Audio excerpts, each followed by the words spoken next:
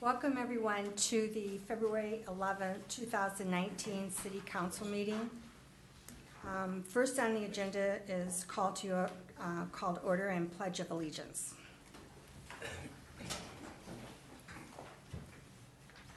I pledge allegiance to the flag of the United States of America and to the republic for which it stands, one nation, under God, indivisible, with liberty and justice for all.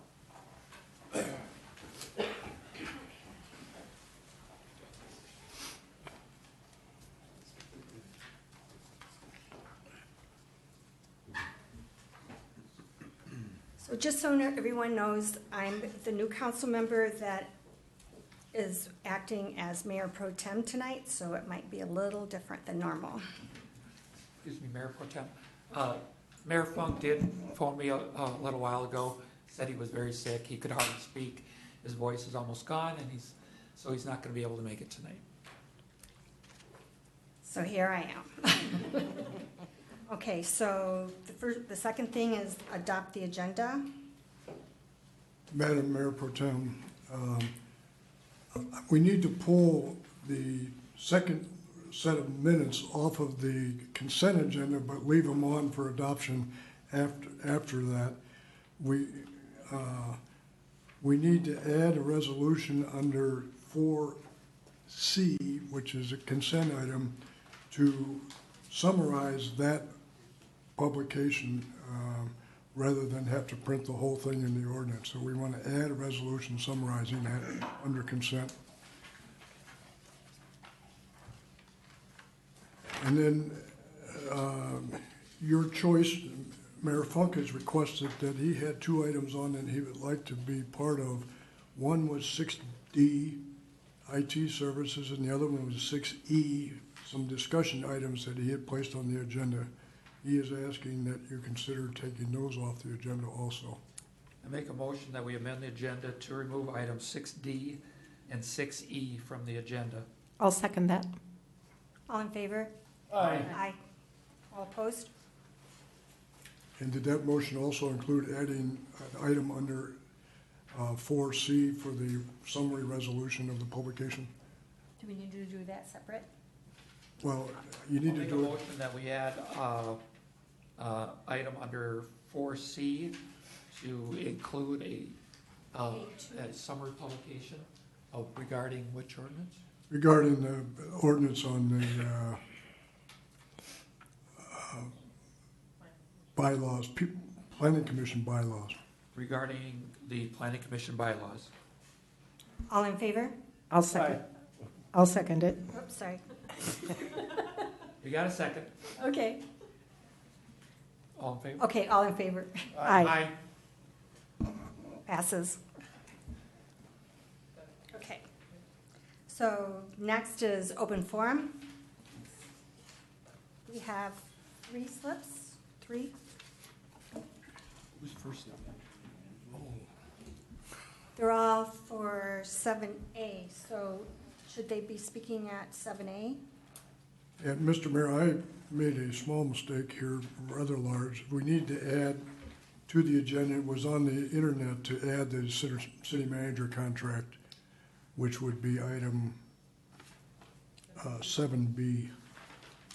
I'll make a motion that we add the city manager's contract under item 7. Second. All in favor?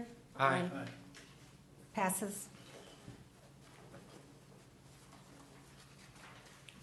Okay, so Now, you just call them up as you want them. If they're not on specific, if they're on specific items, it might wait. specifically for 7A. Okay, these are all on slope, the steep slope. Would you prefer to speak Now or? now or at the time we're going to bring it up?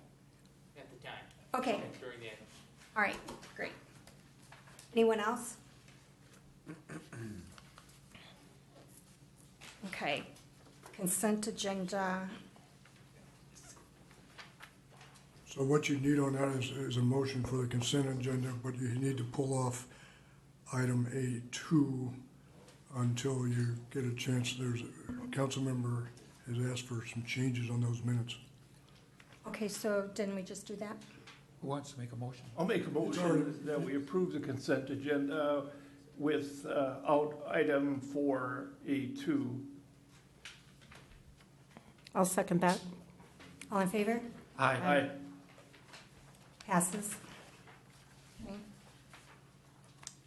And now, Well, do we have to take up that? Then you need to Okay. take up A2. I made the request to pull the minutes of the last meeting so we could look at the paragraph on page 3 of 5 under Wasserman Park, the second paragraph, sentence you all have in front of you. The city could bond for the project, and then I've requested the language be elaborated, or alternatively, finance it through the MCWD.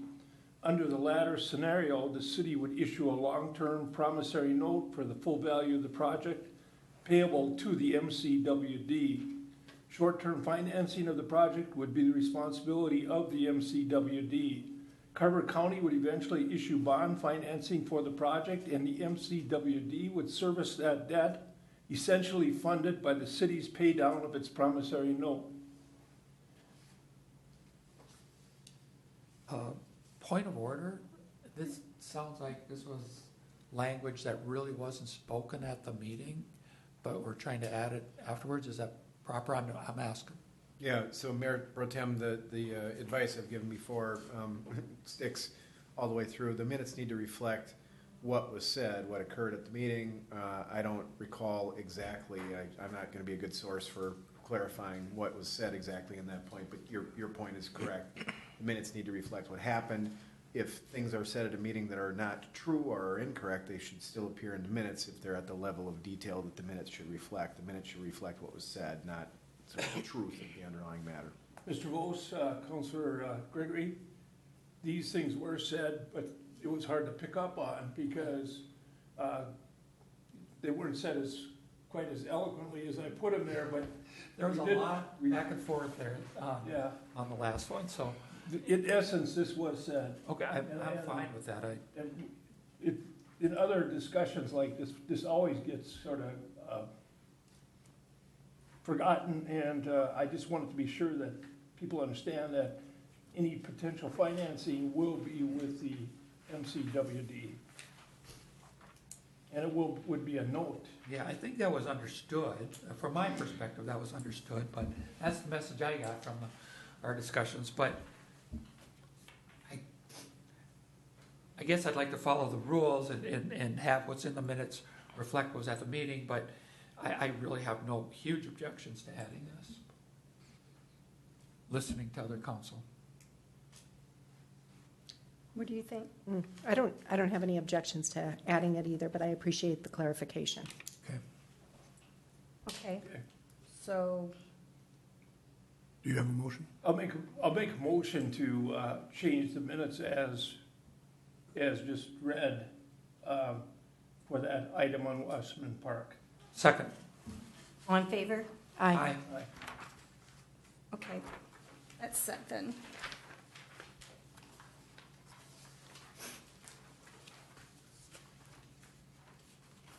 Okay, so now we're in the claims roster. Oh, we're gonna Nope. go. Oh, I think we already approved the. That's on consent all the way down to A, B, C, D, E, F. Did we, So you're on. I don't think we did. Did we approve the consent agenda? I don't think we I did. don't know. I thought we did. Yes, we did. We approved it without the without- minutes. And then we did the minutes. Yep. So, You're on So now we're on file. to 5A or We 5. want to thank everyone for their patience. 5A, Five, just 5. so the bylaws and everything is all done? Nope. Yeah, That's that's, 4. Yes, C. the bylaws are done. yeah, that's, all the, You're on those were all on donations. consent. Okay, I'm down to, Donation. wow, okay. Donations. You have to, is there stuff? Staff. Yeah, someone donated. We had an anonymous donator for $1,500. I'll make a motion, we approve a donation from an anonymous donor of $1,500. I'll To the second, concerts in the park, sorry. I'll second that and thank them. Oh, good, we get to see. All in favor? All in favor? Aye. Okay, so new business. This would be Pat. Proposed ordinance 434, development review fee. Good evening, Mayor Pro Tem, members of the City Council. This item was discussed at the City Council back in October. It was pertaining to a grading issue between two properties on Wood Drive. Part of that discussion included these as-built surveys, and just for the general public's information, there's a proposed survey which would come with the building permit of a new house, and on that would have the setbacks, proposed setbacks to that new house, but it also have the proposed grading plans. And the city engineers usually typically look at that proposed survey and make sure it's consistent with the master grading plan for the entire development. Then the house is built, and then once a house is built, before they get a certificate of occupancy, they typically come in with an as-built survey. The as-built survey shows exactly what the setbacks were when the house was built and what the resulting grading is. The city has required as-built surveys since 1999. However, because of staffing limitations, we haven't uniformly regulated that provision. As-built surveys are important because they document the final grade of a lot at the time of occupancy in case there's any discrepancy between the property owner, the builder, or the developer. Representatives from Horton Holmes and Lennar have indicated that they already complete as-built surveys on all their houses. Because engineers are trained in reviewing grading plans, staff recommends the city's engineer, which is Focus Engineering, review the proposed grading plans and the as-built surveys. For the past few months, Focus Engineering has been reviewing all the as-built surveys for the city, and over that time they've been able to figure out that based on their fees, it would be about $200 for a developer to pay for their Focus Engineering's review time for the proposed surveys and the as-built surveys. And to put that in perspective, comparison, the city of Excelsior, we did the exact same thing. Our consulting engineer at that time was WSB, and the city of Excelsior charged $300. So we're recommending a fee of $200. With that, staff recommends that the City Council adopt ordinance number 434, adopting a revised fee schedule for 2019. Mayor Pro Tem, I have a question. Yes. Pat, can you tell me, is it customary then for this $200 fee to be passed on to the developer who will then pass it on to the homeowner? It's not typically a developer, it's the builder. Sometimes the builders are different than the developers. The builders, they're the ones that come in for the building permit. So it'd be a part of the building permit fee. So we're going to add $200 onto the building permit fee, Correct. and then that's going to get passed on to the homeowner. Possibly. However that works out. It would depend on the builder, I would think, as to what they wanted to do. My concern here is all of these fees and the ever increasing cost of housing and affordability around housing and these fees. And I understand that we had an issue with the grading with two lots, one time two lots, that we had an issue. My question is, does the cost of this warrant the investment for trying to solve this problem? If you don't, Go ahead. let me intervene. This was discussed, what was that, October or November? And the council directed Pat to check into this with the idea that we needed to correct the problem. And the problem was because there was a lot of effort involved in this, and it would cost something to do it. Potentially, will you have to add a person or half a person, something like that? That was adding the person was more towards the soil work, the 6-inch soils of black dirt. But this, we would have Focus Engineering do it. Okay. But the idea was that this wasn't getting done before. And the feeling we had is that there were problems all over the city in different developments. I know as a walker, I notice them a lot. where all of a sudden you've got a bunch of houses together and one house has a bunch of retaining walls. And it just doesn't, that was always my question when I'm walking around is why does that place have retaining walls? Did they really design it that way? And the answer is probably there was a problem with the grading and somebody had to pick up the pieces. So I share the concern on affordability because Victoria has a hard time coming up with an affordable product. So I guess I was in favor of doing this just to get this thing so this problem would get corrected. But I share this concern on affordability. The one thing I would like to add is that historically we've had 10-foot side yard setbacks, so pretty wide side yard setbacks. And over time, recently, they've been getting shorter and shorter, more narrow.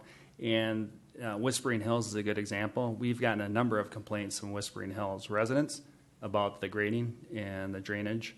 And someone having an as-built saying that the city approved it kind of makes sure that the city is off the hook. And then anything above, after that, it's between the developer and the builder.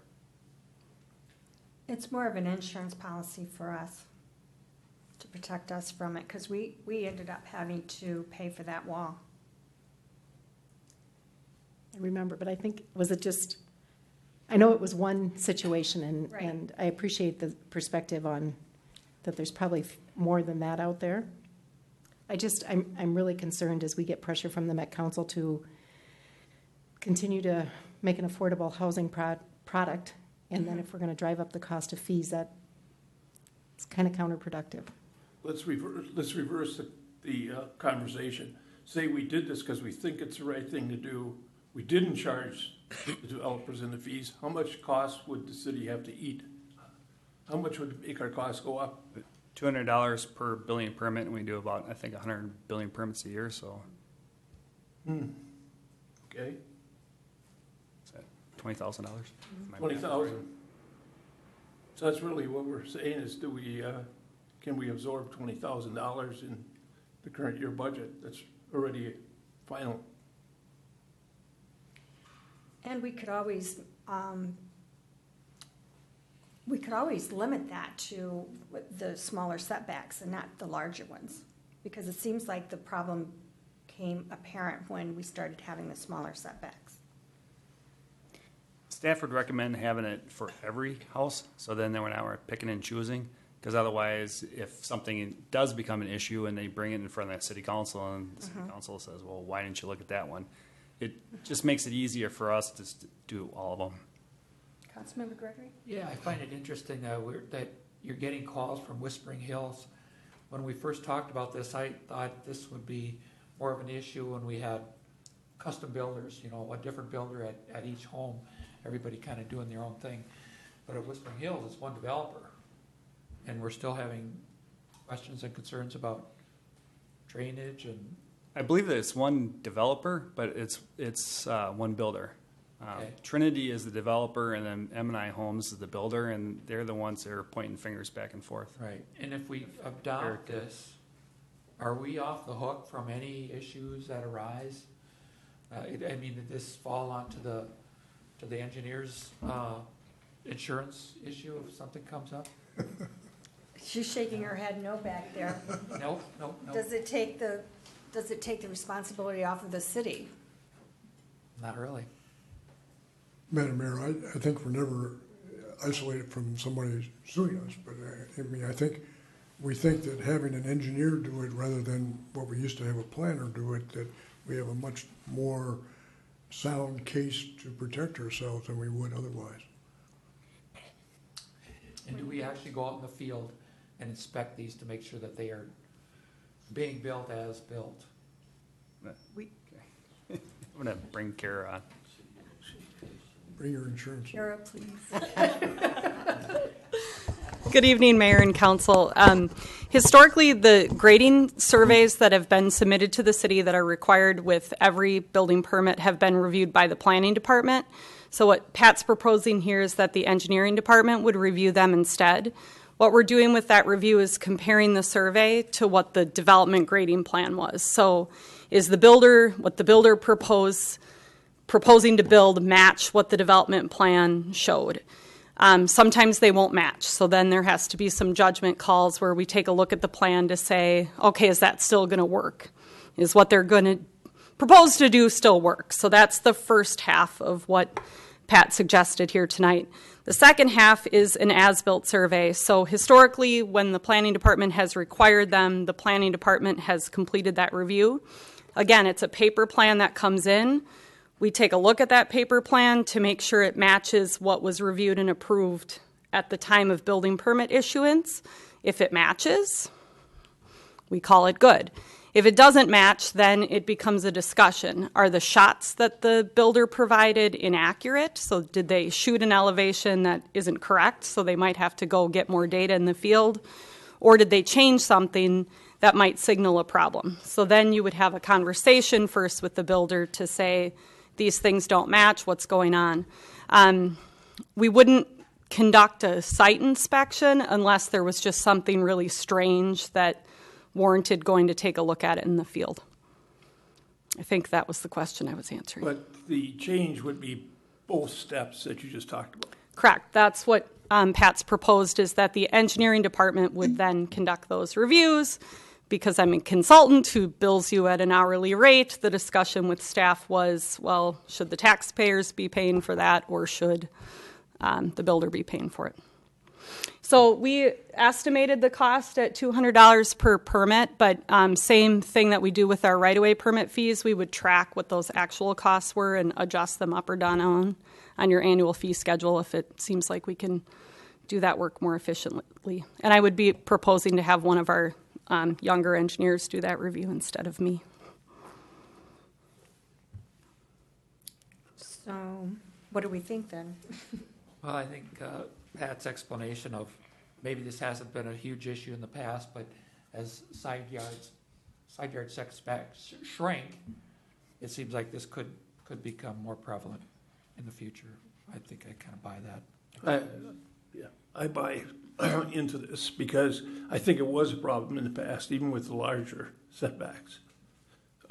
There's neighborhoods all around here where you can walk through them and you can see that somebody had to throw up a retaining wall to get the house to the yard to function properly. So, sorry to jump in, but retaining walls are often common. Depending on how much the grade of the road is dropping from one end to the other, you'll often see retaining walls. Typically, those do get resolved between the builder and the homeowner. The city isn't typically a part of where those are, but because we have so much topography in the city of Victoria, it's common to see retaining walls between lot lines. So just wanted to note that it's not a problem. But I buy into the concept that we should do this. I don't like charging anybody for it, but this is February, and now we're just talking about letting 20,000 slide through the budget. So I'm not too much in favor of that. It's kind of early in the year to start overspending. I'd be in favor of going forward with this. Just my reaction. I share your concern. I'm going to make a motion to adopt ordinance number 434, adopting a revised fee schedule for 2019. All in favor? I'll second the motion. Oh, sorry. All in favor? Aye. Aye. Aye. Okay, we got that done. Okay, Ann, park ordinance. Good evening, Mayor, Council. This goes back a few months when the Lion Shelter or the pavilion rental agreement was approved, that it included the sale and consumption of alcohol, which required an amendment to our ordinance within the Parks and Recreation chapter of the code. When we started looking at some other areas within the code, and keep in mind, I think it was written in 1975, we found a few items that really needed to be changed, including the use of weapons, animals, some name changes from city clerk to the Parks and Recreation Director. So at the last meeting, we were moving forward with the amendment to the ordinance, and Pro Tem Mayor picked up a few areas that of concern that may have had impacts to other ordinances. So staff went back and looked at those and is now providing the update that our hope is that doesn't have any conflict with other ordinances. The only one that I believe that it still may have somewhat of a correlation to is the dog ordinance, where it calls for licensing. And I know that the city is no longer licensing pets, so we'll be coming back to change that as well. So otherwise, I think that's it for this ordinance amendment. So I'm asking the council to approve ordinance amendment number 432, amending Chapter 18, Article 2, Parks and Recreation, then also approving Resolution 2019-07, which authorizes a summary publication of the ordinance. I'll make that motion. I'll make that motion. Is that one motion or two? You prefer it to be two? Okay. Okay. I'll make a motion to approve ordinance 432, amending Chapter 18, Article 2, of Parks and Rec. Second motion. All in favor? Aye. Aye. Aye. And then I'll make a motion to approve Resolution 2019-07, a resolution authorizing summary publication of Ordinance 432 by title and summary. Second. All in favor? Aye. Aye. Aye. I'm sorry, who got that second? Second. I second. It's just resolution number 8 instead, because I had to renumber for something that was in the consent packet. So Resolution 2019-08. Thank you. Okay. So that's finished? Okay, Doug, franchise fee. Madam Mayor Pro Tem, in 2016, the City Council approved a new franchise agreement which levied fees on all the utilities paid in the city with XL, CenterPoint, and MVEC. When the city adopted this, the main idea was that we wanted to be able to find a way to pay for some undergrounding of utilities, which needed to be done. I think Victoria Drive, 86th Street, Bavaria Road, and Steiger Lake Lane most recently. We've spent, the city sold some bonds for $1.7 million in 17, and currently there's a fund balance in that thing of about $1 million, and we've spent about $1 million undergrounding the utilities so far. What I'm asking you tonight is to consider holding a public hearing to see if you want to switch the use of all the franchise fees partly to providing funding for parks and trail improvement. The franchise agreement that you've entered into does not limit you to only undergrounding utilities, but when it was adopted by the City Council, that was the reason given. So I think that if you're going to expand the use of that money, that you should hold a public hearing, and we're suggesting that you hold it about a month from now, give people plenty of time to think about that issue and see if they want to make some comment about that.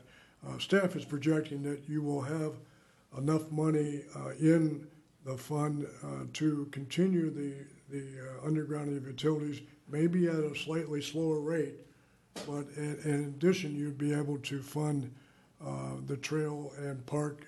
For example, Wasserman would be one of the things that you might be able to finance that $3 million project with this funding rather than adding that to the tax roll.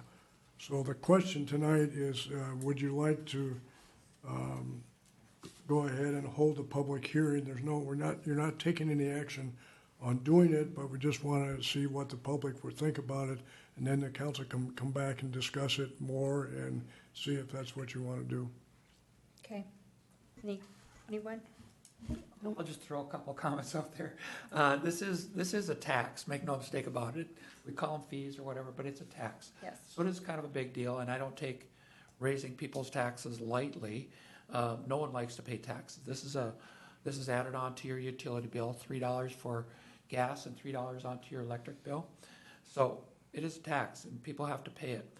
However, I'm in favor of putting this publication out there for a couple things. I'm hoping that this year, 2019, becomes a year that we really get serious about our parks and trails.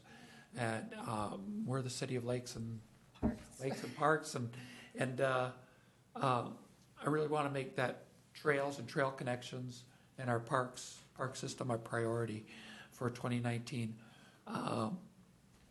It frustrates me when I have friends and neighbors in Chaska and Chan that say, I love your city, but your trail system stinks. We've got trails to nowhere everywhere, and we've got to try to fix that. It's going to cost a lot of money, so I'm in favor of putting this publication out there. Thank you. I agree with everything Councilor Gregory just said. I want to clarify that in the fourth paragraph of the background for this motion or for this discussion, it talks about the fact that we have a provision in our funding every year for $150,000 for trails, for parks, and it's projected to increase $50,000 a year. We started this last year at 100. We're at 150. We would then go to 200. But the wording here says that this provision is for parks. It is only for trails, parks for trails and trail connections. Has senility set in on me? Or?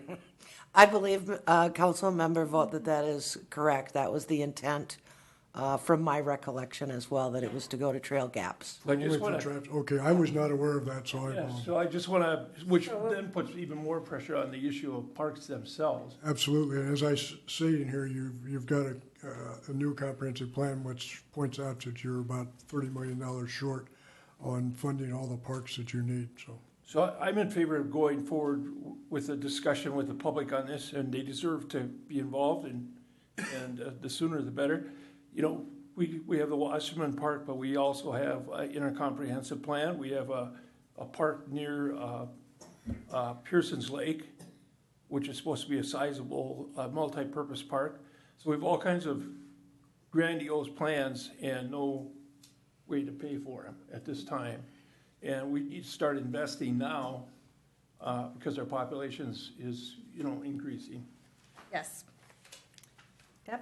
Yep, I would agree with our fellow counselors. Let's get the public feedback on this idea and see what they have to say. So I will make a motion to set a public hearing on March 11th to allow the public comment on the use of franchise fees collected by the city for parks and trails, in addition to the undergrounding of the utilities. Second the motion. All in favor? Aye. Aye. All set. Okay, now we're at the steep wooded 7A. slope. That's where everyone wants to speak. Do we have them speak first, or do you speak first? Typically, staff will give a presentation, and then you can open up Okay. to the audience. The City Council last discussed this item on September 10th, 2018, and at that time, the City Council needed more analysis. Hoyson and Kogler, our planning consultant, completed that analysis, and I'll go through that analysis results in a little bit. In 2005, the city completed a Parks, Trails, and Open Space Comprehensive Plan. And in that, I just wanted to read this word for word. It says, the city's waterways, lakes, woodlands, wetlands, hills, and parks all contribute to a highly favorable environment. The community, through its strategic comprehensive plan, has made the preservation of these resources part of the community-wide goals. Development of the city, due to growth, will cause some loss or alteration of the natural environment. It is for this reason that the city will need to focus on the protection and preservation of the most unique and desirable features. Victoria has established policies and procedures in both the subdivision and zoning ordinance that will help protect the existing lakes, woodlands, wetland, and hills. Steep slopes are also protected through the zoning ordinance. You go through the zoning ordinance, and steep slopes are protected if they are part of the shoreline overlay. So if they're within 1,000 feet of a lake, they are protected. it's outside of that shoreline overlay district that they're not protected. Okay. That's what we're trying to resolve here. Okay.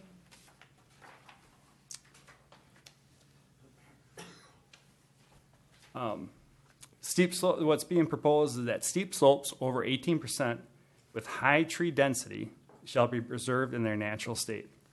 Chaska has had this provision in the zoning ordinance for over 20 years, working with national developers to not only protect trees on the steep slopes, but also protect the character-defining hillsides with trees in that area. To my knowledge, no one has challenged the legality or the clarity of the language of the Chaska ordinance, and we're proposing it to be word for word, except for the Planning Commission put in the definition of a high tree density, which we do have a defined term for that. Hoyson and Kogler completed an analysis of the west and growth areas to see how this would impact that area. This is the west growth area, and the yellow areas are the steep slopes without any trees. So those areas would not be affected by this ordinance. The areas that would be affected would be the red areas. And again, you can see around the lakes is where you see a lot of those red areas. But there are some red areas that haven't been farmed, and they have those mature trees in there. This is the south growth area. This is Marsh Lake right there, and County Road 11.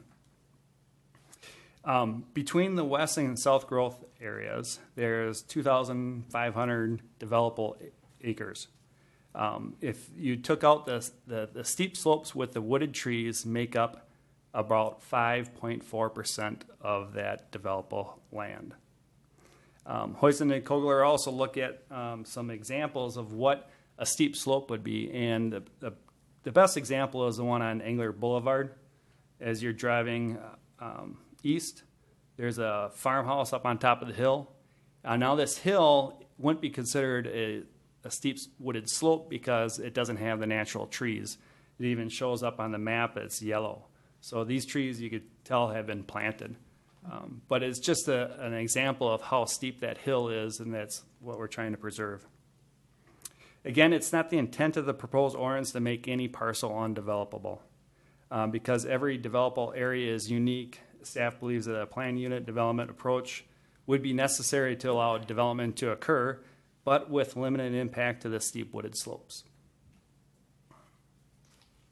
Staff would recommend the City Council adopt ordinance number 427, amending Chapter 109 of the Victoria City Code regarding steep wooded slopes. With that, I'll take any questions, or I'm sure there's some people here who want to comment. Yes. Okay, we have three gentlemen.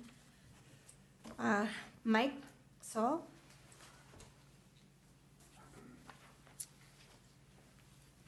Good evening. Mike Sewell with DR Horton Holmes. We are currently under contract to buy the Gestock and Vogel parcel along County Road 11. It's on the map Pat has up there. I don't know if he can give you a rough idea where it's at. Our main concerns are just that the ordinance as it sits now is going to limit development, and I just listened to you guys talk about fees and impacts. It's going to be an impact to your ability to develop, because as we read the ordinance, and Pat explained it differently than how I read it, so I'm not sure if I'm reading it right or if he's explaining it the way he wants it to be. But when we read it, it says steep wooded slopes with high tree density, wetlands, and drainage ways shall be preserved in their natural state. So to me, it sounds like you can't impact them at all. Is that what that means? Well, just like any other setback, there's setback requirement of 10 feet, building height requirement of 35 feet. But if you go through a PUD, you're able to have that negotiation back and forth.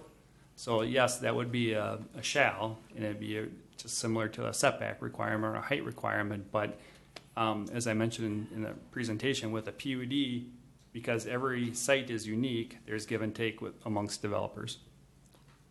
Okay, the addition of the PUD, That could be added. that's good, and I'm surprised that you're mentioning that, because I read this Same as him. in similar manner. It's like, okay, you're gonna a staffer's gonna go out there and red tag this whole area and say you can't touch it. And then I thought we would just go ahead with our regular R1, R2, R3 development process. But you're saying that this would automatically trigger a PUD? It wouldn't automatically trigger a PUD, but I would always recommend a PUD for larger developments because of the give and take, because every property is unique.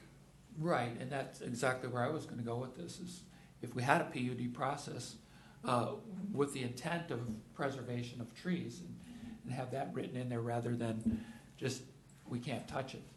Right.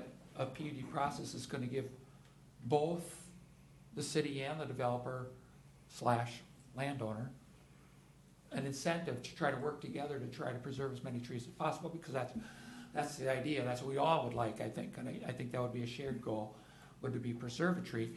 But I would like language in there that would say that automatically would trigger a PUD process. I'd like to play the devil's advocate here. We just went, last year we went through a complete rewrite of our zoning process. And the purpose of that rewrite was, the fact is that we had evolved to where we were using PUD for almost everything. And it had made the zoning ordinance almost meaningless, because we basically would revert to PUD the minute there was any kind of issue. So that was the purpose of structuring four zoning sections in the ordinance, so that we would have more structure and give the developers more confidence that they understood what was going to happen. So just following this logic, to then the minute we come up with something complicated to revert back to the PUD seems a little bit disingenuous, but I understand, the need to be flexible in certain situations. I'm just saying that flies in the face of what we just did a year ago, where we completely revamped the zoning ordinance, completely rewrote it, and the whole all the changes were passed through the planning commission very slowly. So I kind of gotten fond of the new zoning ordinance. You don't see it as being cookie cutter too much? Well, my understanding is that they decided to start doing PUD again. Well, PUD was never put off the books. PUD was supposed to be very much an exception and for special situations. That is what Pat's talking about here. But we basically had become a PUD city, and that was the purpose, is to get that under control and make it more predictable for developers. Right, and I wholly understand that, and I understood that when we passed that, but I think we are talking about exceptions to the rule here. And again, I read the rule the same way that, pardon me, I missed your name. Mr. Sewell, Mike Sewell. Right, and I read this as, a hammer that the city's gonna come down and say, you can't touch this, and now go with your R1 or R2 zoning. Right. And work around the red tagged areas. And I read it the same way, so. Madam Mayor, I think before Pat and Doug, you were heading that direction, but Pat and I are more leaning toward using the PUD more to deal with this kind of a situation. So that's what you have. Councilmember's vote is correct. I think you were heading the other direction, and I think maybe the concept was you were spending so much time dealing with PUDs that you put into more stringent ordinances. I think Pat and I are suggesting you lean back the other way a little bit more. When the comp plan went to the planning commission through this whole thing, a key point of that was the green ribbon concept and preserving the natural amenities in the community. And one of the most useful tools in that is the PUD process, because we can only have so many regulations for preserving wetlands, and but if there's a way to get more trails in a development, the best way to do that is to give something to the developer, smaller lots or something like that, in exchange for trails. And so having the steep slopes, wooded areas, it's just another tool in the toolbox for negotiating, but it gives us a starting point, and then we can go from there. And that's the most helpful thing for us. Would you be object to adding language that this would trigger a PUD? I don't think staff would object to adding language that it's flexible through a PUD process. I think that might achieve the same Would that result. make you feel better about it? Let me ask a question. Do you have any sense of how this new ordinance would impact what you're planning on those properties? On Rolling Hills, we've done an analysis of it, and we've already, listening to your comp plan and some other, talking with Pat and Kara, we already had protected a majority of the steep sloping. There's 4 or 5 lots that are impacted by the steep slope with trees on it, but that's the other point I was going to make is right now anything 18%, there's no guidance. Is it a 6-foot high slope? Is it a 10-foot high slope? Is it a 20-foot high slope? Is it 10 feet long? Is it 100 feet long?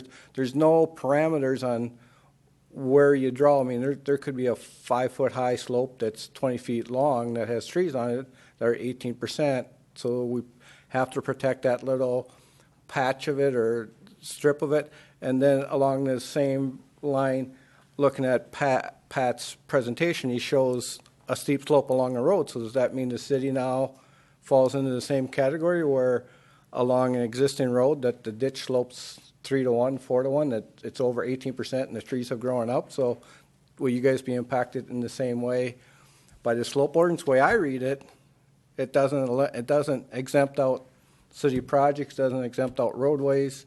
So I actually think you have a tree ordinance in place now that does most of it. If you wish to continue, and it may be it's the best for the city of Victoria, I guess we'd like maybe just have a week or two to meet with Pat and try to talk to him about some of our concerns and see if there's any ways to add some parameters to it or some flexibility to it. And maybe I'm reading it wrong because Pat and I have only had a chance to talk briefly on it, and he certainly knows more about what he's thinking. I just haven't understood, or we haven't had a chance to talk about it, and it'll all be good in the end. But that's our concerns, is just it seems pretty tight right now, and I don't think that's what Pat means because we've had some talks, and he says no, through PUDs you can get through it. But I worry about the next guy after Pat that comes in and reads it and says, in 5 to 10, 15 years when Pat decides to move on, that the next guy comes in and they're black and white. That's a good point. Mayor Pro Tem, let's hear from our other Thank you. commenters. Yes. Or other. Next one. Now you had to stand up there. Mark Simpson? Good evening, council members. I'm with Mr. Sewell. I've represented D.R. Horton for many years, and they asked me to write a letter. So I've written a letter, and I think if I got a copy. Copies are with you. I'm just here, I guess, to answer any questions. It's just an objection letter that we've put in. I guess I had one question or one comment after listening to Mr. Smith's presentation. I think maybe I misunderstood part of this ordinance. I see there are the words in the ordinance, high tree density, but they weren't capitalized. So when I read the ordinance, I didn't know that there was actually a definition in the other part of the code that deals with that definition of high tree density. I don't know if that should be cross-referenced, because when I just read the ordinance, I didn't see any capitalized letters, and I was uncertain as to what that meant, high tree density. But if it's clear enough from your own ordinances, I just didn't see it when I read the proposed ordinance. The other objections in the letter are basically legal objections, and that we have some concerns over whether or not when you just put a red circle around certain areas and have no development, which is what I think Mr. Sewell, how he read the ordinance, that could constitute a taking without the payment of just compensation if you're not allowing any development on those areas. And that's the purpose of basically just preserving our legal objections to the proposed ordinance. So that's all I really have tonight. Okay, thank you.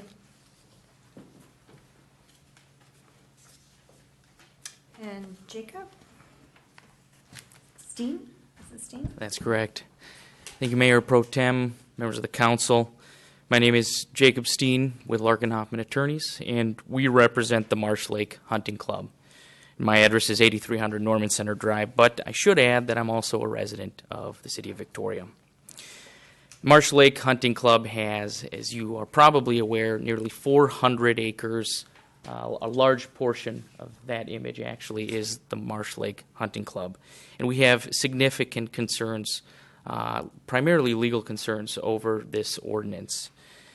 This ordinance serves really no articulated public purpose. There are some references to ecological benefits, but there is no statutory basis to adopt an ordinance like this.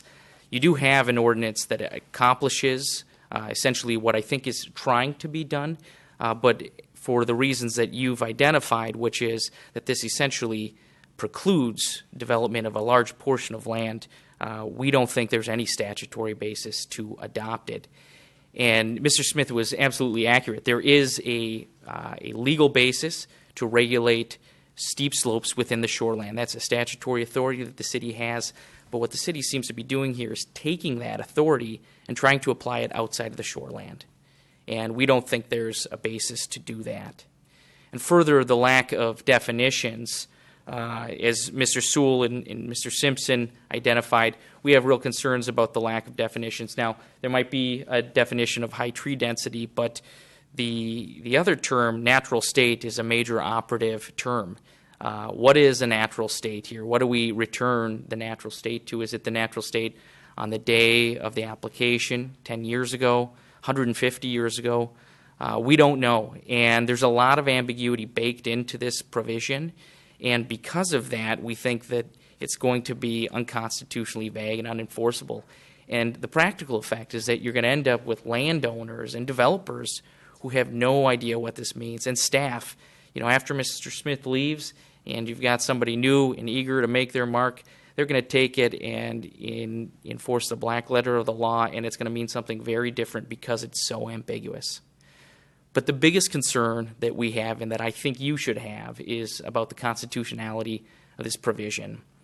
And the Minnesota Constitution is broader than the United States Constitution with respect to takings.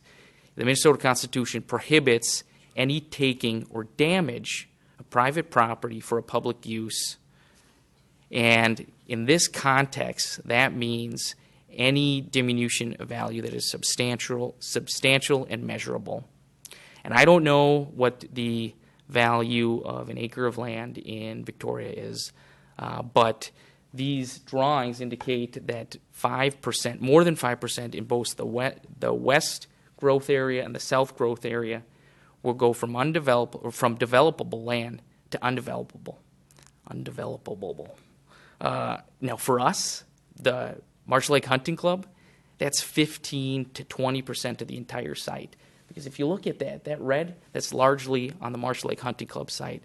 So even though we have no plans now or in the future, this, I guarantee, any court would find that this is a substantial and measurable diminution in value. So for these reasons, I strongly encourage you to consider putting this off, coming back with better language, and rejecting this current ordinance. Mayor Pro Tem.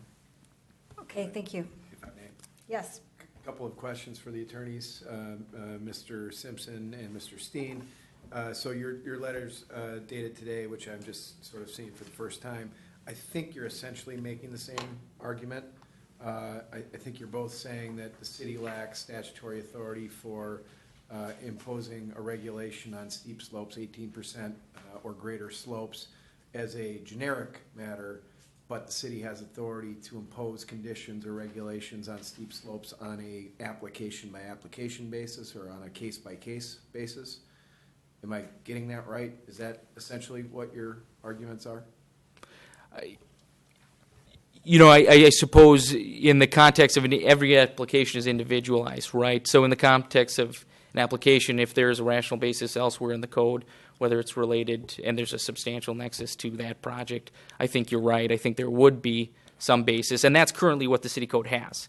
is there is this language currently in the city code that talks about preserving, I think it's almost identical, it's a high density on steep slopes. So, and currently this language, as you pointed out, is in your comprehensive plan. So you've got all of these tools already. What this is trying to do is using a blunt force tool to do what you've already got all of the tools to do. Because you're absolutely correct.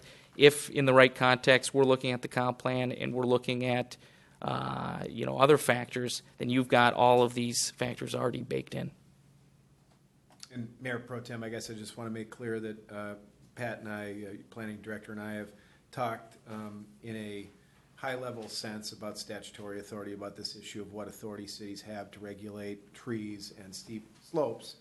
I'm seeing these arguments, though, from the two attorneys in the room that are dated today. I'm seeing those for the first time now, so I'll be clear about that. So is it appropriate for us to direct staff to go back, confer with the attorney, and maybe polish this language a little? Is that appropriate?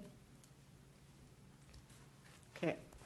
Madam Mayor, we have no problem if you want us to go back and take another look at it, and I'd like to confer with the people that are involved more and see if we can come up with something that Pat can sell. This came through the Planning Commission unscathed, right?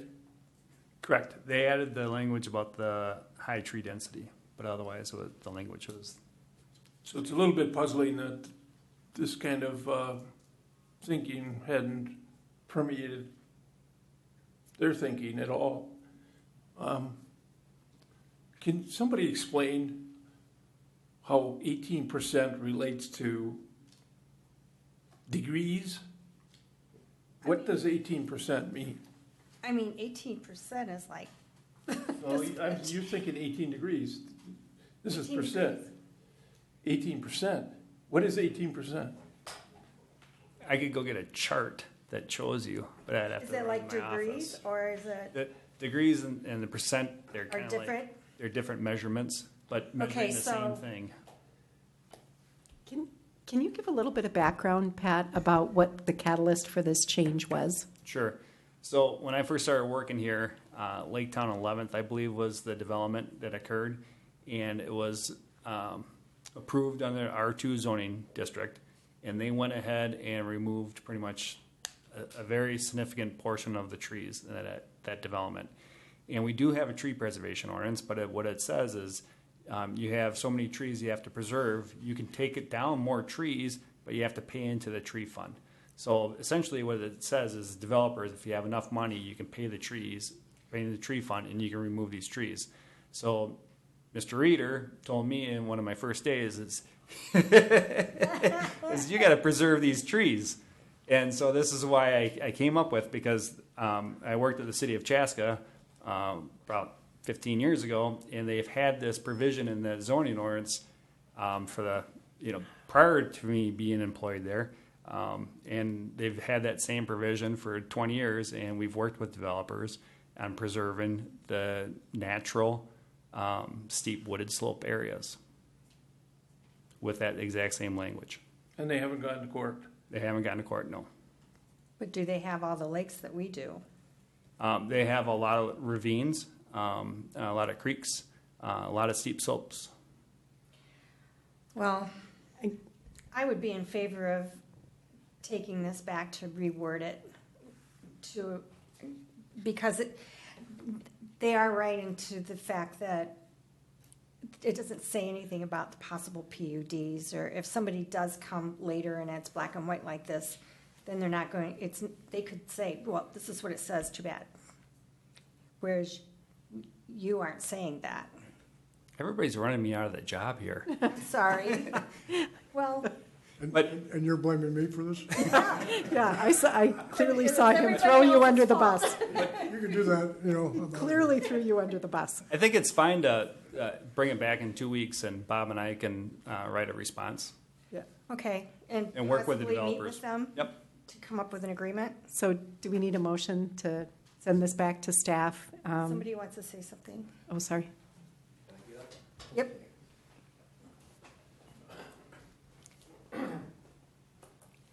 My name's Dave Gashnock, 10100 Victoria Drive. I'm the property owner that DR Horton has an option with. And I was also on the steering committee for the comp plan.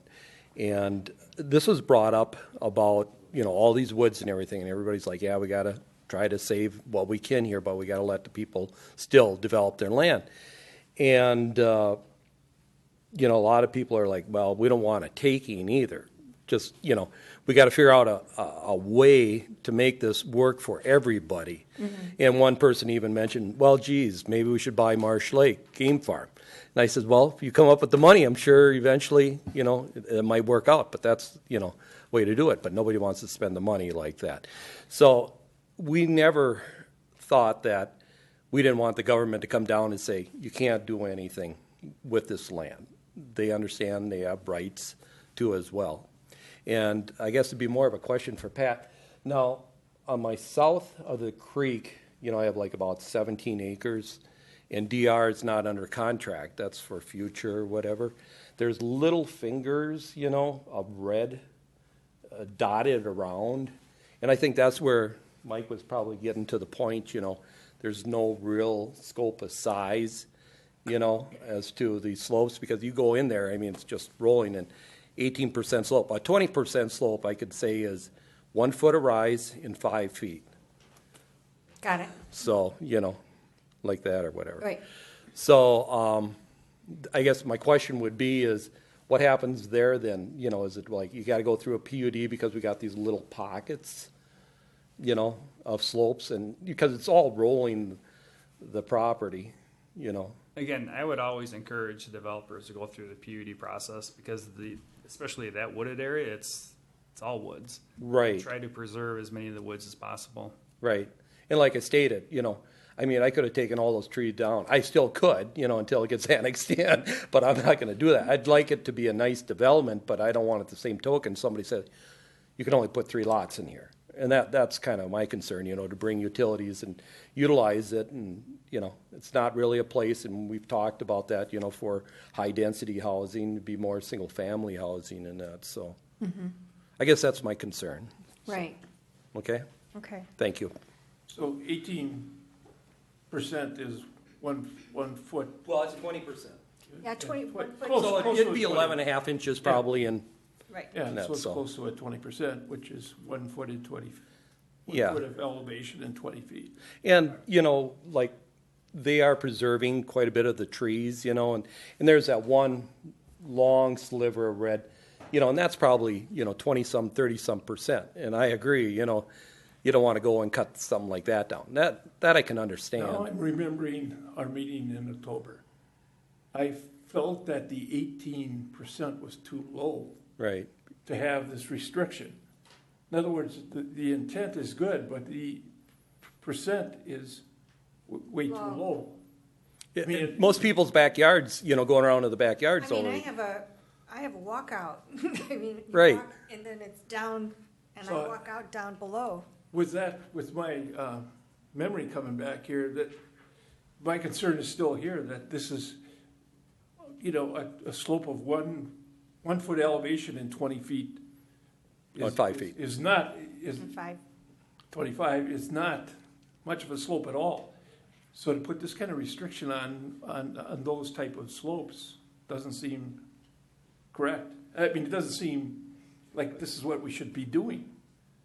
That's why we had Hoysen and Kogler go out and figure out what the good examples are. And the one on Angler Boulevard is a good example of what a steep slope would be, 18%. That's just to be clear about the record. It's 1 foot of rise every 5 feet, not 25 feet, right? Right. Right. Yes. Okay.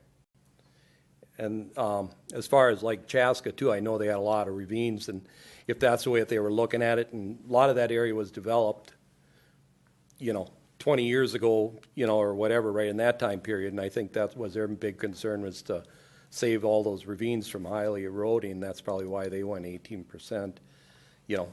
I don't know. I grew up in Chaska. I hunted all those woods, and so I can understand that's probably a different topography than what we got here.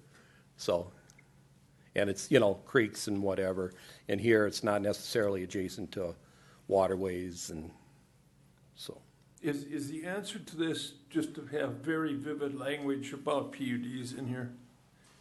To keep the essence of this together and then be very articulate about how a PUD would come into play in negotiating, how this would end up. I think the best thing to do, again, is let Bob and I work on something and with developers and come back in 2 weeks.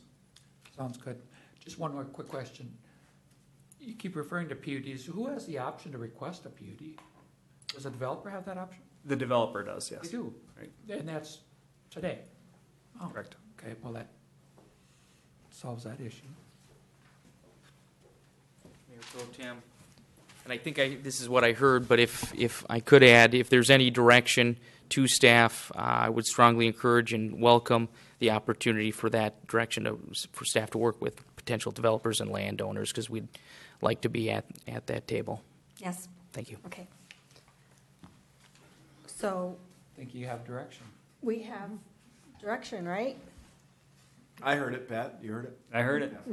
Madam All Mayor, right. we do have direction. I would just comment, though, after working for a number of years in Brooklyn Park, which was potato fields, and I couldn't find a tree to save your life, I was excited to get down here and see trees, and I hope you do everything you can to keep them, because they are just wonderful. I think that's the goal. It is the goal. Okay, so that's handled now? Bob could correct me if I'm wrong, but I think the appropriate thing for the council to do is make a motion to continue the item till your Till your meeting? February 25th meeting. I'll make a motion to continue this at the February 25th meeting. Second the motion. All in favor? Aye. Aye. All right. Just move it right along. 7B. New city manager contract.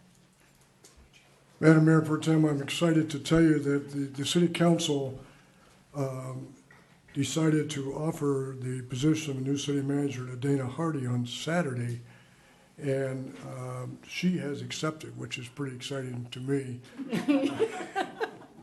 But we have a detail to take care of tonight. We have the contract which contains the essence of what the council had talked about. She's basically accepted all of the major things in your offer, and so I have on your table tonight the contract which has been prepared with Mr. Fersman and City Attorney, myself, and Dana. I think it contains the things you talked about. It has the salary that you offered. It gives her a vacation schedule based on her many years of experience in the business. It gives termination for just cause language, which you had in your last contract. It gives a termination clause for the employment of city manager without just cause, giving her a 6-month severance payment. It gives an automobile allowance of $350 a month, which is what you talked about. It allows her a phone allowance of $50, allows her to go to some conferences. It indemnifies her in case she is sued for any reason in her actions as an employee. And Madam Mayor Pro Tem, I would recommend that you move to approve it and see if we can get somebody to sign it. So moved. I'll second that. I'd like to see some discussion. Okay. Excuse me all. First of all, the contract at the, where it says background facts, just to make this a finished product, it says the city wishes to employ the services of Dana Hardin. No, I didn't say, I read it twice because it is here twice. Yeah. So we should correct that. The contract? Where is Is this that? the contract? Under On background page- facts? This is the First page of the agreement, background facts, bullet 1. The city wishes to employ the services of Dana Hardin. Thank you. Okay? Wow, that was good. Good catch. Second thing, now this is my nerdness coming into play here, but Second page, automobile expenses. Recall that in our meeting Saturday, I recommended that the car allowance be $400 a month versus $350. I still recommend that, and I'll tell you why. If you go down to, is there a mileage thing here? Where, In that same It's, yeah, the city, it says the city will reimburse Ms. Hardy for mileage when using her personal vehicle outside the city to conduct city business. Now, the mileage rate, as I understand it, is going to be what, about 58 cents. 58 cents. That's, I think that's the IRS rate, very close to it. And the IRS rate is based on the fact that you're trying to enable a person to recover everything about the car. The depreciation, long-term maintenance, insurance, everything. So basically that means the $350 is supposed to be all-inclusive of if she has to drive out of the city and go 20 miles down the road, that's in there already. And so if you're going to tack a mileage rate on, it shouldn't be 58 cents. It should be 18 cents or something like that. It's meant to cover just the gas and direct expenses. My point being that instead of doing that, just up this car allowance to $400 instead of $350. Madam Mayor Pro Tem, the staff would support that. we good with that? Yeah, I would. Okay, No objection. no objection. That's my That makes only sense. 2 points. Excuse me for interrupting. Okay, so that last part of that sentence would be stricken out, and then 350 would go to 400. Yep. Okay. So, We have a motion and a second. okay, I'll make a motion that we Yeah. approve the employment agreement with proposed employment agreement for Dana Harding for the new city manager as amended. I will enthusiastically second that. all in favor? Aye. Aye. And Madam Done Mayor, deal. I just report that she is planning on starting March 4th. Would you? And can we also alert the fire chief to get the fire extinguisher when you leave, so the carpet doesn't start on fire? It's gonna be out of here so fast. Actually, I do have a serious question, though. Is there gonna be any overlap between you and Ms. Hardy as we transition? Madam Mayor Pro Tem, I'm certainly open to that. It'd certainly be up to Dana how much of that she could stand. And just for our audience at home, I was wondering if Ms. Hardy would just stand up and introduce herself?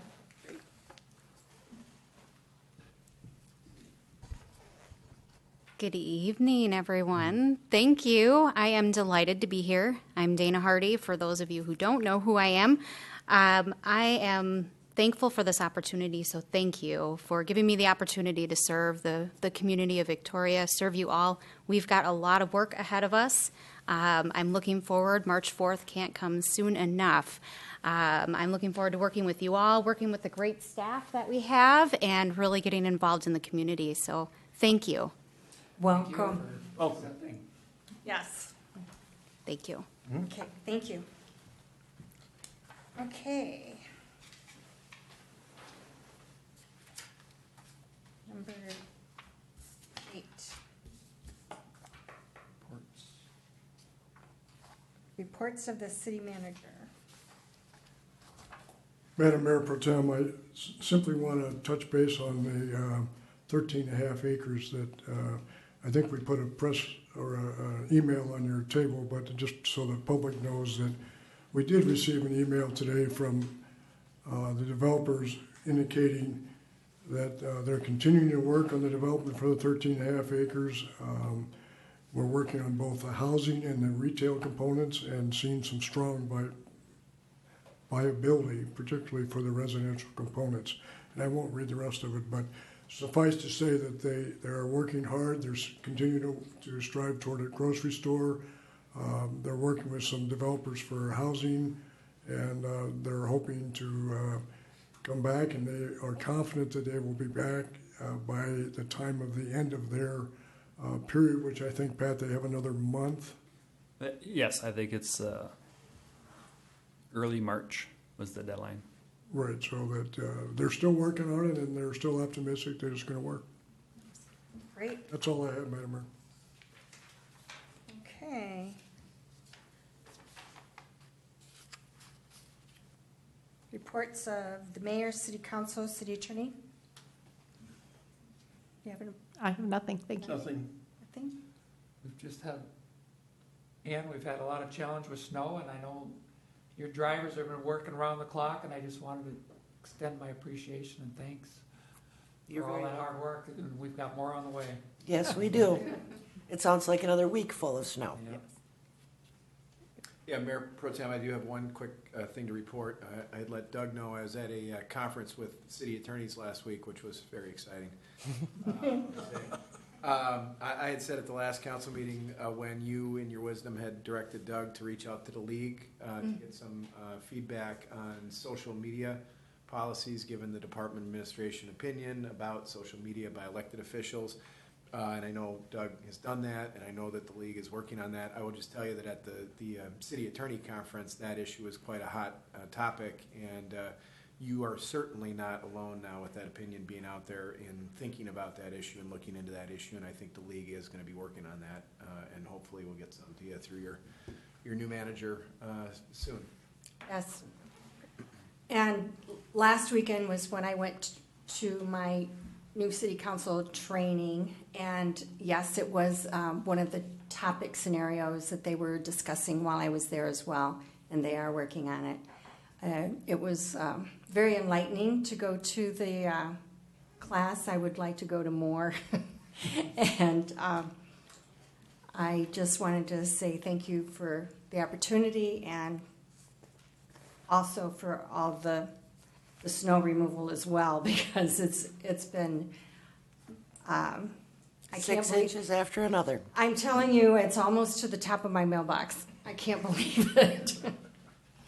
So anyway, with that said, I think, are we finished? Nope. Nope. You got one more item.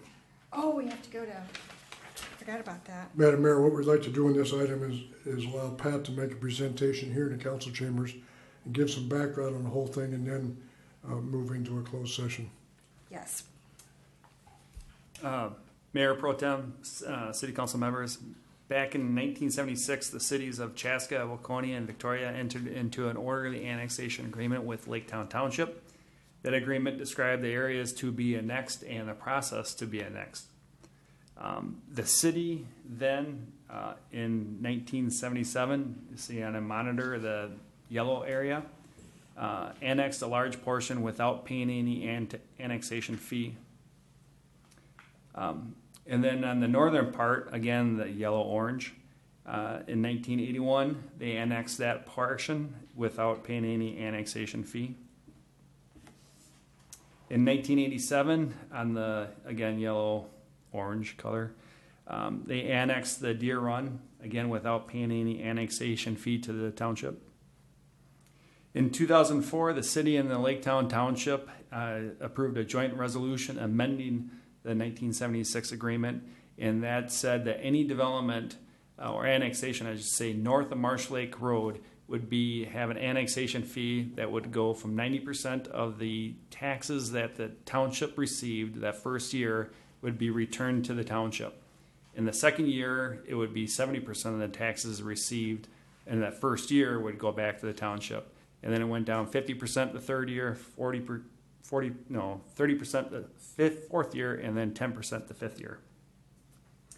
In that same year, in 2004, the city then annexed the area around the Laketown Elementary School under that provision for the annexation fee. In 2005, they annexed the areas around Carl Cray Lake. Those are the developments of Cray Lakes, Ambergate, and Rhapsody neighborhoods under that 2004 formula. And then most recently, the last annexation was in 2011, and the city annexed close to 500 acres south of Wasserman and reimbursed the township under the 2004 formula. In 2015, the city contemplated annexing 38 acres south of Marsh Lake Road. the meat cutters property. At that time, the Laketown Township policy was an annexation fee of $400 per acre. Staff and the city council at that time questioned the rationale for that amount, and it seems like deja vu because we're kind of doing that same thing now. The staff report and the minutes of that meeting were attached in your packet.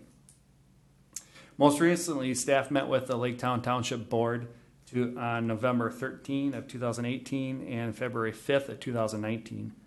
At the February 5th meeting, the Township Board voted 2-1 to set the annexation fee at $500 per acre, taking out the wetlands and the county roads. City staff asked the Township Board for the rationale of $500 per acre, and they said that that is because it's the going rate. Attached are the agreed upon annexation fees between Minnesota cities and townships over the last 2 years, and most of the fees are significantly lower than the $500 per acre.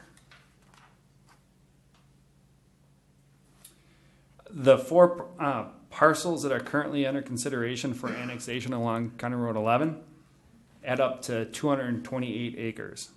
And the township received, those are the two properties, the developer 1 and developer 2. Not developing is the Schmieg property that's on the southwest corner of Marsh Lake Road and County Road 11. So of these four properties, 3 property owners, it's 228 acres, and the township received in 2018 $2,303 for the taxes. At $500 per acre, that is roughly $114,000 or 49 years worth of taxes. If the city paid the township 100% of the current taxes over 8 years, it would be $18,000, $425. And at $500 per acre, for annexing the rest of the township, the city would have to pay over $5.1 million to the township. Ideally, what we're trying to do, look at as staff, is trying to come up with a number that we move forward with the township for this annexation fee that's fair for the township, the developers, and the city, but also so that we don't have to negotiate this fee every time we want to do an annexation. So if we can come up with some type of calculation based on what they're receiving in taxes, whatever that percentage is, and to pay them back for that would be most appropriate. With that, I think what staff would recommend is to have a closed session with the council to talk about the next steps. Mayor Pro Tem. If I can just make one comment about the basis to close the meeting, if that's what you elect, and let's be clear about that. The decision whether to close a meeting is your decision to make. The staff doesn't make that decision for you. That's your decision to make. And in this case, it is proposed that you would make that decision so that you could receive attorney-client privileged advice. Normally, the attorney-client privilege allows a government entity like this one to close a meeting where there is threatened or pending litigation. That's the most common scenario in which you can close a meeting to get attorney-client privileged advice. In this case, to be clear about that piece of it, the pending or threatened litigation, the way it works in annexations is that where there is an orderly annexation agreement between a city and a town that is complete, it covers everything that the agreement needs to cover, there is no proceeding. There is no legal process. The state has to approve the annexation under that agreement, but there is no meaningful process at the state. Where an agreement doesn't cover everything, where it's incomplete, where there are issues that are yet to be resolved, it is possible for one of the parties to the agreement to force or cause there to be a contested case hearing at the Office of Administrative Hearings. In effect, administrative litigation. It's a contested matter between the city and the town. There is competing evidence produced. There is a judge that presides, and there is a decision at the end of it. And so what was made clear to us, I think it's been clear to us all along, but certainly it was made clear at the most recent meeting with the township, is that their view is that the 1976 orderly annexation agreement between us and Laketown Township is incomplete. And if we were to proceed under that agreement, if we didn't get a new agreement with the township, they would take the view that that agreement is incomplete, and they would cause there to be force there to be administrative litigation between us about future annexations.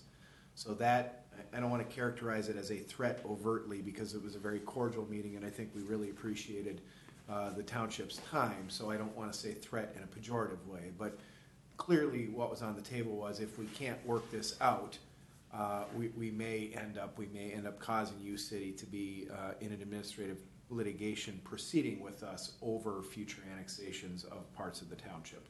So that's really the threatened litigation basis for closing the meeting. Again, it's your decision to make, but that's the rationale, that's the theory behind offering to you the ability to close a meeting. Council? Excuse me, Madam Mayor Pro Tem, may I make a comment before you close the meeting? Yes. That's okay. Thank you. Again, Jacob Steen on behalf of the Marsh Lake Hunting Club. We were in attendance on the, I believe it was February 5th meeting with Laketown Township. And I do want to make 2 points. One, I want to commend your staff. They did an excellent job in attempting to get the township to explain what we believe is a pretty patently unjustified fee. We have grave concerns about that becoming a policy as a practice, and we know that the way things are going, that's how they're treating it.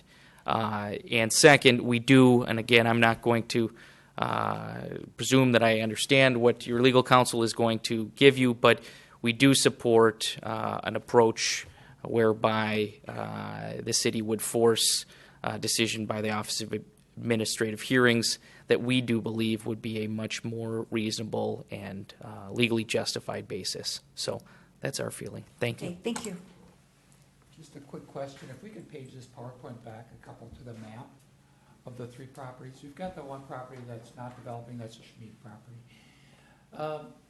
I was on the phone a lot with another individual who farms south of Marsh Lake Road, and lots of concerns about the process of annexing itself. He thought at one point you were in discussions with the Schmiegels about maybe annexing only maybe 50 feet or less than that, just to connect the infrastructure, the sewer water. It looks now like our intent is to annex the whole thing. I don't know how many feet wide. Is that 200 feet or so? No, we're not proposing to annex the Schmink property. They don't want to be. Going to annex it at all? Correct. So we are going to leapfrog. Well, we're going to annex a sliver, and Oh, I we think are. it might be within the right of way. Okay. Correct. Out of curiosity, does anybody know how annexing a property affects the tax base? The tax, Who's tax tax on base? that piece of property? Correct. I don't. Madam Mayor, I don't, we don't think we know that answer. I've thought about that myself. Pat, unless you've got it. No, I believe it goes up a little bit, but I can't tell you how much. Most of it still stays in Green Acres, and that fee is set by the county, isn't that correct? That's my understanding. Yes. I do remember from the annexations that occurred earlier in the 2000, was there a 2005 or a 2000? Yep. In those annexations, if people, farmers or investors had concerns on their tax rate, the city made accommodations in a transition period on their taxes. Okay. And it was an attempt to, ease the transition until they had full development and recovered their investments. So there was that sort of thing. Is that what you're talking about? Yeah, that's exactly what and I think that would be reassuring to the individual I was speaking with. Madam Mayor, we can certainly go back and see what the options are. I'm not sure what you can do, what you can't do, but certainly that's something that should be discussed. Yes. Very good. So I'm sorry. Go ahead. So the proceedings, where this could lead to is we'd end up at the Office of Administrative Hearings, and how big is that group? Is that? So, yeah, Mayor and council members, so the Office of Administrative Hearings is a statewide agency that resolves all kinds of primarily administrative disputes. liquor license revocations as an example, and a whole wide range of different kinds of disputes, often involving governmental entities. There is a division of that body, that Office of Administrative Hearings, that is called Municipal Boundary Adjustments, and it just deals with adjusting the boundaries between cities and townships, or between two cities, or otherwise adjusting governmental boundaries. And so that group, I guess I don't know the number of human beings that are in it, but the chief administrative law judge, the chief judge of the Office of Administrative Hearings, is in charge of, oversees the Municipal Boundary Adjustment Department, and makes the decisions in the end of those cases.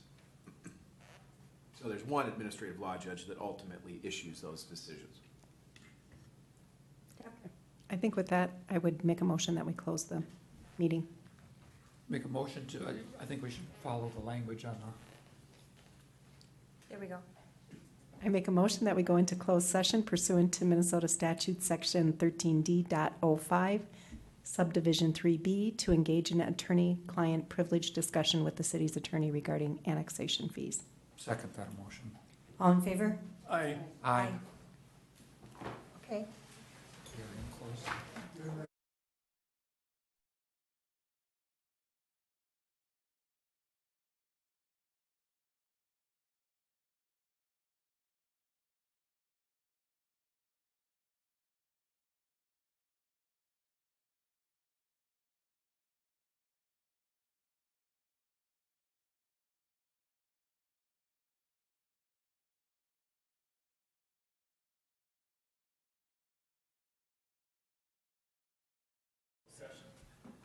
Okay, so now we're gonna close the closed session. I'll make a motion that we close our closed session. I'll second that. All in favor? Aye. Aye. Okay. And then Mayor Pro Tem, just to summarize very briefly the discussion we had, council had a good discussion about how to respond to the potential that proceeding with annexation under the existing orderly annexation agreement would lead to an administrative proceeding that's like litigation. It's administrative litigation, and you gave staff and myself direction on how to respond. Okay. So now we need to close the motion to adjourn. Make a motion that we adjourn. Second. All in favor? Aye. Aye. Done.